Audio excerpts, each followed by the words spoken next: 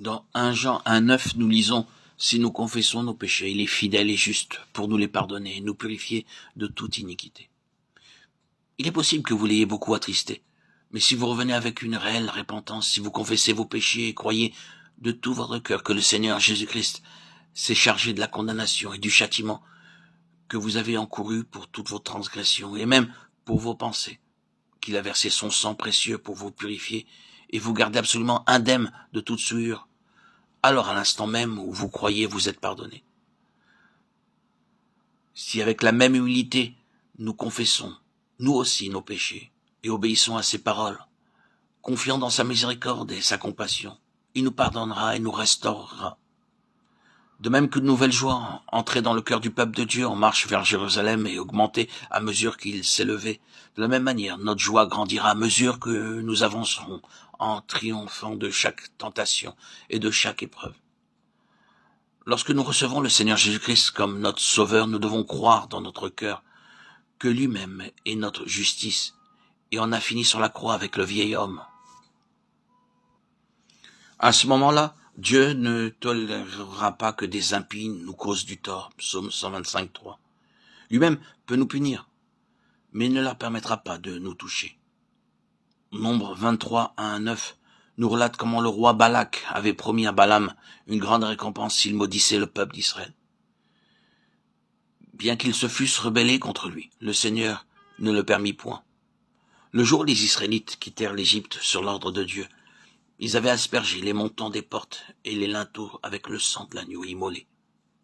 Aux yeux du Seigneur, ils étaient devenus justes malgré leur désobéissance, par l'effusion de ce sang et la foi. Constatez que si Dieu nous punit pour notre sottise et notre désobéissance, il ne souffrira pas que des impies, quels qu'ils soient, nous causent du tort.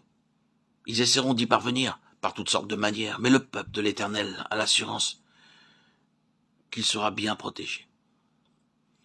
Aucun instrument formé contre toi ne réussira, et toute langue qui se lèvera contre toi en jugement, tu la condamneras. C'est là l'héritage des serviteurs de l'Éternel, et leur justice est de par moi, dit l'Éternel. Ésaïe 54:17. Il est possible que Dieu nous corrige comme un père plein d'affection pour nous rendre participants de sa sainteté. Hébreux 12:9-10. Alors que les impies nous manifestent leur haine et leurs inimitiés en essayant de nous causer du tort. Revendiquons la justice de Dieu comme étant la nôtre, et en même temps remercions le Seigneur Jésus pour son sang précieux par lequel nous sommes purifiés. Et disons, Seigneur, nous sommes ton peuple, même si nous t'avons attristé. Nous confessons nos péchés. Daigne nous punir toi-même, mais ne permets pas aux impies de le faire. Notre sécurité consiste à nous remettre nous-mêmes dans la main de Dieu. C'est ce que fit David. Il s'écria « Oh, tombons entre les mains de l'Éternel, car ses compassions sont immenses. Mais que je ne tombe pas entre les mains des hommes. » 2 Samuel 24:14. Quel privilège nous avons en tant que peuple racheté de Dieu lorsque nous devenons justes de la propre justice de Dieu. Ceux qui se confient en l'Éternel sont comme la montagne de Sion, qui ne chancelle pas. Elle subsiste à toujours. Psaume 125:1.